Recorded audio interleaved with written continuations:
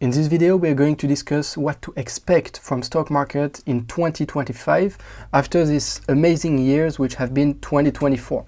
So for those who don't know me now, my name is Guillaume Fournier. I've been investing on stock market since few years. I have accumulated a bit more than $190,000 on stock markets, and I started with a dividend strategy. The goal was clear, having maximum dividend possible, the most safe dividend possible, of course. And since 2024, since middle of 2024, I decided to switch a bit to a growth strategy where the goal is clearly to beat the market, beat the S&P 500.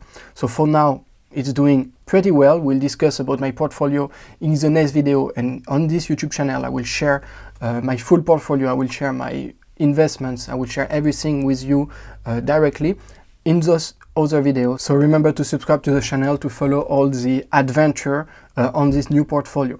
So what to expect in 2025? Let's start this right away. We had a very, very good year with almost 26% return on the S&P 500. 2023 was kind of similar, 22% return. So this is not usual. We need to really remember that it's not usual returns. It's very rare that this kind of return happen. So it's important, first of all, to not take habits on it, to not take habits that the market will always do this kind of return, and there will be a moment where it will have to not particularly decrease, but stop. It will have to calm down. That's why a lot of investors, a lot of media, a lot of analysts and so on are talking about lost decades, because it has been growing so much for the last 2-3 years since the pandemic that now it have to calm. Okay, doesn't mean that we'll have negative return next year. It just means that we had, like, the fact is we are 2 amazing years, and if we take out 2022, we had like 3-4 really good years. Okay, so in the last 10 years, as you can see, the S&P 500 have returned 13% per year. We need to check, but I think in the history it has been like one of the best decades ever. So this is very important. And since 2003, it had returned 10.20%, which is also a pretty good return. Okay. Another thing which is important to realize is that for one of the first time in history, again, we have most of the market, 30% of the performance is due to only 10 stocks, and particularly the Magnificent Seven, so Apple, Amazon, Alphabet, Meta, Microsoft, Nvidia, Tesla, which makes 31% of the index performance. This is very rare scenario again, where those companies are really taking all the market and taking everything, taking all the performance. If we remove the stocks from the index, you realize that the performance will not be that good. It will still be a good year, but it will not be that good. It will not be as high as we have during these last 2 years. We can also see that the Shiller PE ratio, okay, which taking the 10 last year of earnings, is pretty high. It has been that high only 3 times in history. 1929, which is after it was the biggest crash ever on stock market. You had it also during the tech bubble, okay, which was like, it started like 15 years recover for some company. If you bought like Microsoft at the top of 2000, you would have to wait 2016 before being able to make a profit on it, except if you DCA and if you bought like more during the dip. But if you bought at this time and never sell and never buy again, you will have to wait 2016. And same happened in 2021, and during 2022 the stock market was down like 10-19%. It depends on the moment of the year you were looking, and now it's back at this high. So it shows that the reason why the market is growing is mostly because of the valuation which is growing, and not because the earnings are growing. And this is also a sign that we need to take care. Okay, we can look at the same with the PE ratio. So the PE ratio here has been already that high, okay, but the mean is 16, and today we're at 30. We're twice higher than the median. So it could indicate that the market are overvalued. Doesn't mean that there is no opportunity, doesn't mean that you need to sell everything. It just means that it will be very ballsy to expect having such return for the next years that we had now. Doesn't mean we'll not have this kind of return, just means that the scenario is a bit tricky now.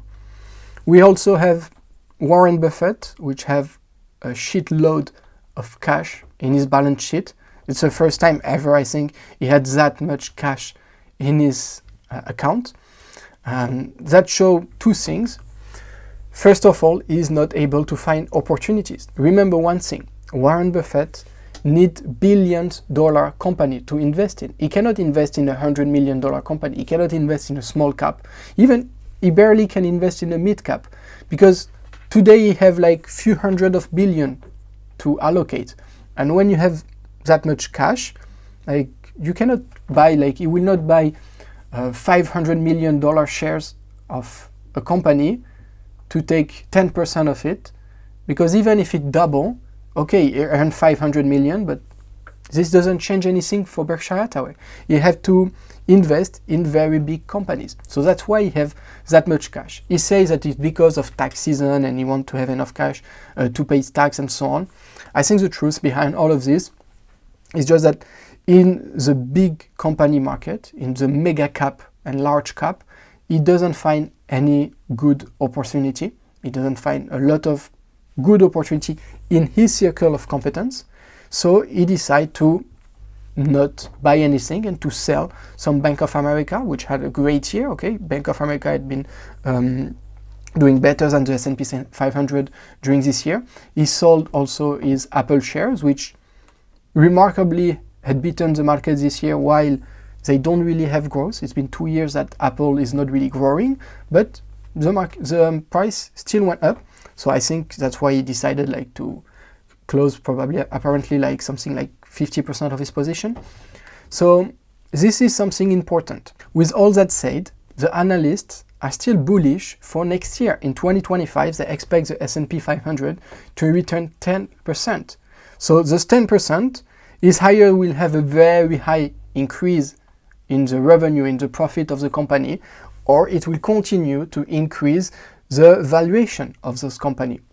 Because yes, of course, we have AI that may develop more and make more profit for the company, but still, not all the company will profit from AI in 2025, maybe in 2026, 2027, 2028, it will be more implemented in each company. But now, except maybe the big tech company, not a lot of company will have AI for 2025. But still, they expect 10% growth for this S&P 500. So, okay, apparently, they think it will be valuation. And last day, I found out this study from Goldman Sachs, okay? And this is based on their probability model, industries, the sectors that will do great in 2025. If you want to beat the market, that apparently the sectors from the Goldman Sachs model that have chances to beat the S&P 500. So you have material market, software and service, healthcare, utilities, real estate. So basically healthcare and real estate, it's two that didn't do very well this year. Apparently you can have some good chance next year with them. And the one that have the most chance to beat the market for next year will be material and software and service. So I will do some video. Tell me in comments if you would like me to do some video about some company in materials and software and service that could have a chance to beat the market. It could be interesting to deep dive into this company. Thanks for watching. This was my first video. If you liked it, press the like button. Subscribe to the channel to follow the next videos, the next analysis, and I will share also with you my whole portfolio.